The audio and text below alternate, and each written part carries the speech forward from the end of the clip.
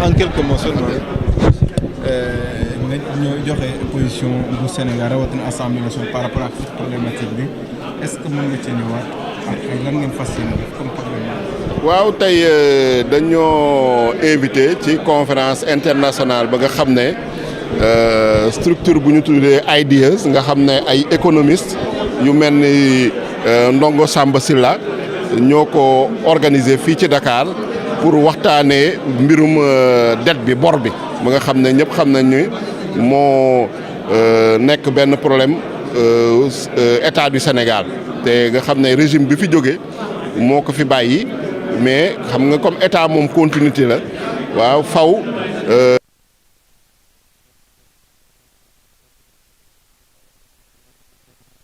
te loolu ñoom yaakaar naa ni taxawaay buñ ci war a am nañ ko puisque ñoom wax nañu dëgg bi Sénégalais yi def nañu audit de la dette bañ ko defee tamit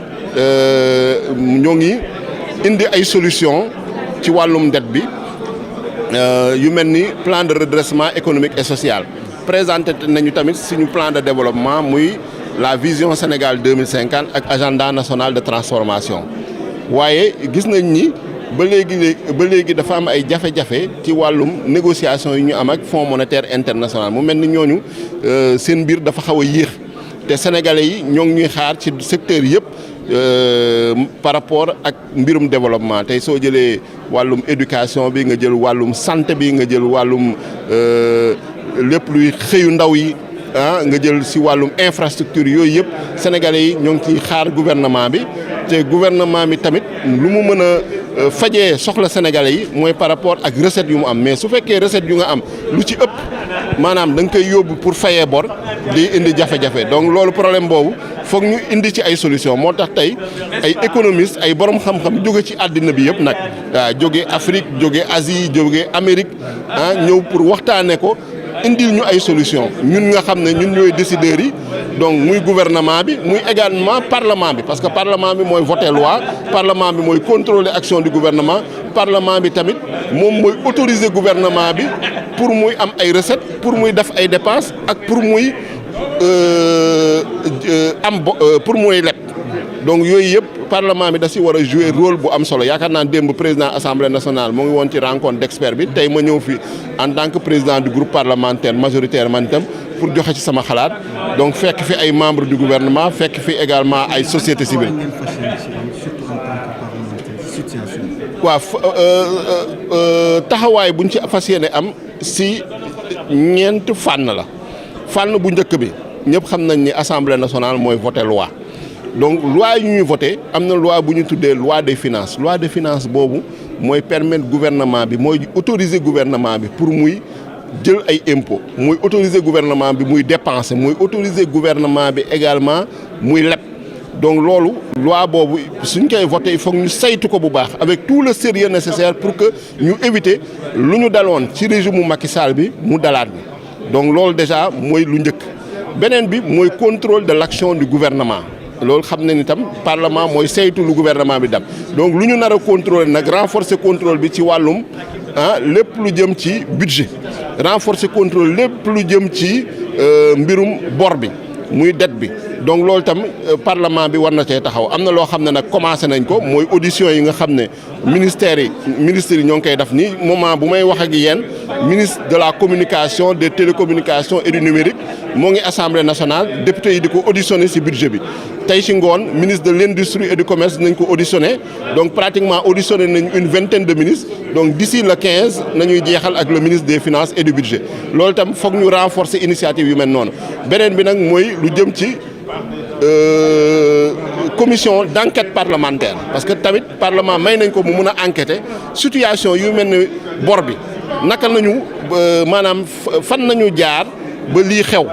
naka nañuy def ba lii bañ a xewooti donc il faut ñu def enquête parlementaire ci loolu pour vraiment leeral mbir mi pour que ñu établir également les responsabilités mooy responsabilité régime bii fi jógee responsabilité acteurs yu mel ni Fonds monétaire international responsabilité ñun sax parlement yi parce que assemblée nationale bu fi nekkoon à l'époque ban taxawaay la am responsabilité organe de contrôle cour des comptes et cetera ak ñu mel ni BCEAO donc su weesoo loolu tamit am na lu ñuy woowee évaluation des politiques publiques loolu tam parlementaires yi war nañ cee taxaw mettre nañu en place récemment le comité permanent d'évaluation des politiques publiques te jàpp nañ ni évaluation des politiques publiques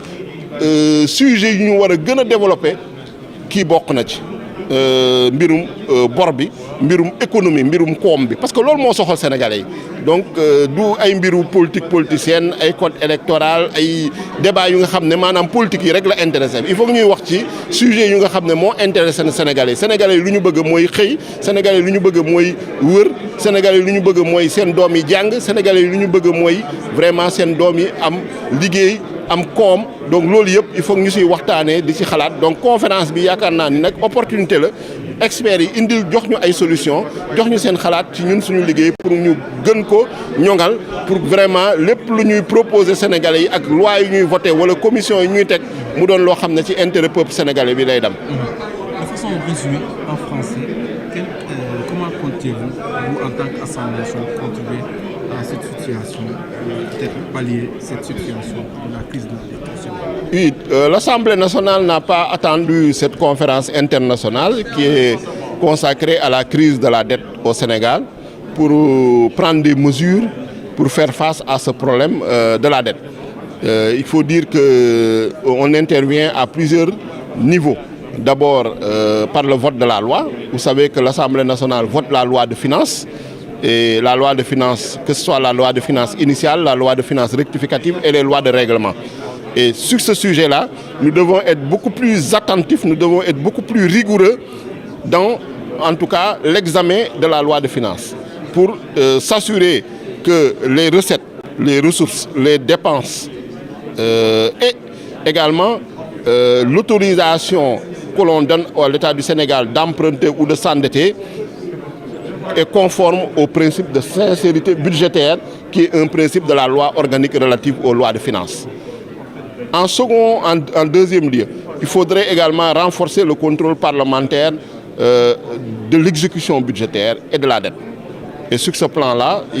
nous sommes actuellement en train de mener des auditions avec les différents ministères donc, sur l'exécution budgétaire pour la loi de finances 2026 et pour préparer le débat d'orientation budgétaire. Donc ces auditions-là ont concerné déjà une vingtaine de ministres. Au moment où je parle, le ministre de la Communication, des Télécommunications et du Numérique fait face aux députés pour présenter l'état de l'exécution budgétaire de son département. En troisième lieu, renforcer également l'évaluation des politiques publiques qui est une compétence de l'Assemblée nationale. Nous avons mis en place le comité permanent d'évaluation des politiques publiques et nous pensons que ce comité doit se pencher prioritairement sur les questions économiques. Sur ces questions économiques pour apporter des solutions, pour donner des recommandations au gouvernement et aux autres acteurs. Et enfin, il y a aussi une résolution que nous avons initiée pour soutenir la décision du gouvernement de ne pas restructurer la dette publique parce que nous pensons que la restructuration n'est pas la solution, l'austérité n'est pas la solution. Nous pensons qu'avec l'aide de nos partenaires,